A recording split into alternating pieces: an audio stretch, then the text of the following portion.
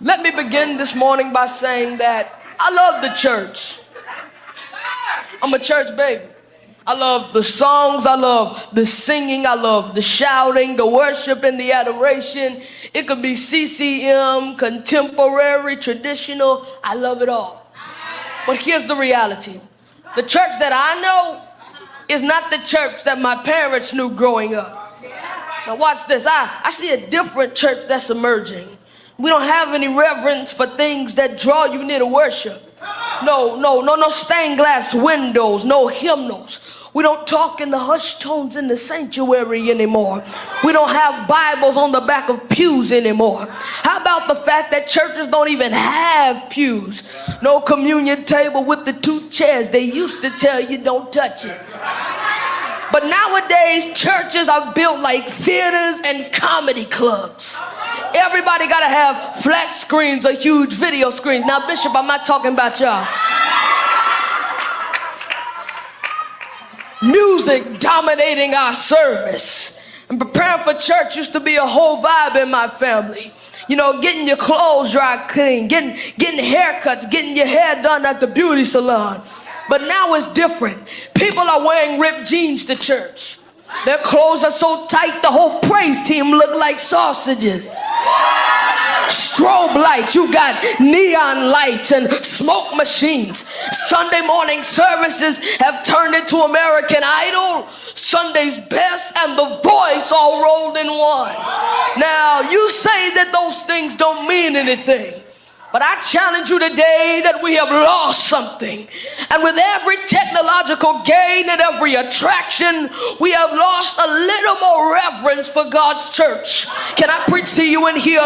Now listen, there is a difference between a thermometer and a thermostat. Fashions of the world, secular replacing the sacred. We dance in here like they do out there. Something's wrong with us when we let an artist who talks about stuffing scriptures in her private places be the featured psalmist or soundtrack artist in our church or family gatherings. The book of Malachi calls it polluted bread on the altar. Now, you can eat it, but it's poison.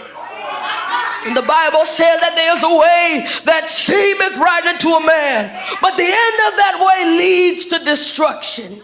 And in the Old Testament, when the ark of the Lord was returning from exile, a man named Uzzah was killed because he tried to keep the ark from falling off a cart pulled by oxen.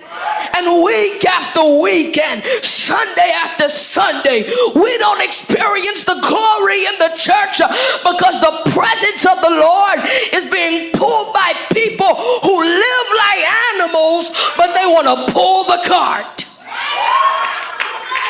Now listen, we're good at performing. We're good at being hypocritical. Even the word hypocrite means actor. The problem with us is that we act just to keep people in the seats. We don't see the glory no more because we've turned to tricks to keep the people coming into the church. Now listen, I'm just a young man, but I'm noticing that this is a strange time in the church. Everybody gets offended. Nobody likes to be corrected. Nobody reads their word anymore. Preachers are repeating YouTube sermons. The Bible is not the authority in these so-called Christian churches anymore. These so-called Christians are carrying crystals. They burn sage. They manifest it. They have spirit guides. And we are creating our own theology. And in the meantime, mosques and masjids are growing because somebody really wants a standard. And you got to give it up to the Muslims.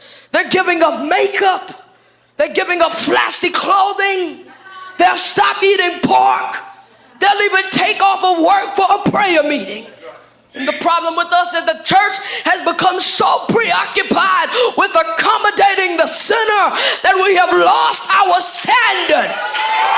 And the Bible says when there is no standard, the people cast off restraint. That means that we do anything. But here's the problem. When the church aligns itself and makes alliances with the world, she loses her innocence and becomes cheap. The church is losing the power of God.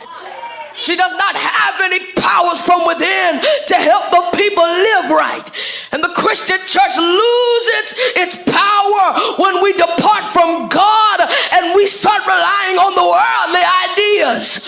But we've got to remember that Jesus is the high priest, and only a virgin and pure church can become his bride. James 4 verse 4 says, do you not know that friendship with the world is enmity with God? So whoever therefore wants to be a friend of the world makes himself an enemy of God. Now make no mistake about it. The church don't belong to us. The church is Jesus' bride. She is the wife of Christ. And when we admire a man and when we respect him or appreciate him and reverence him, we are careful on what we say about his wife. Listen, I was talking to my father the other day and he said, son, there are 4 things that you don't mess with when it comes to a man. A man's mother, that's the first one. A man's money, second. A man's children, and a man's wife. Now, you can't celebrate the groom and insult the bride. No, I can't hear nobody. You can't celebrate the groom and insult the bride. You've got to be careful on how you put your mouth on the church. People nowadays are running along and saying that the church is this or the church is that. But the funny thing is, it's not the unbeliever or the heathen who tear down the church as much as it is the fellow Christians who dump on the church. I can't hear you in here. We drag the church, always talking about what the church ain't doing or what the church don't do right or what the church gets wrong or the problem with the church is, and then we act like we know what's best for the church. We get careless with our words and start thinking that we know how to fix the church. Now, we claim to honor Jesus, but we tag a whole lot of negativity to his bride. And it don't help when unfaithful leaders disappoint us. Now, let's be honest. Some ministries hurt us, but God is saying that the church is still mine. He said that the church is his bride. God is in the church. He didn't skip the church house for the White House, but he said, upon this rock I will build my church. And the devil is trying to sabotage the bride, trying to keep us from our appointed hour when the bride and the groom meet up in the sky. And 1 Thessalonians says, so shall we ever be with the Lord. Look at the way that he designed a man to desire a woman. The bride ought to be completely in love with her groom. She lives for her groom. She desires only her groom. He has all of her heart and attention. She waits for him.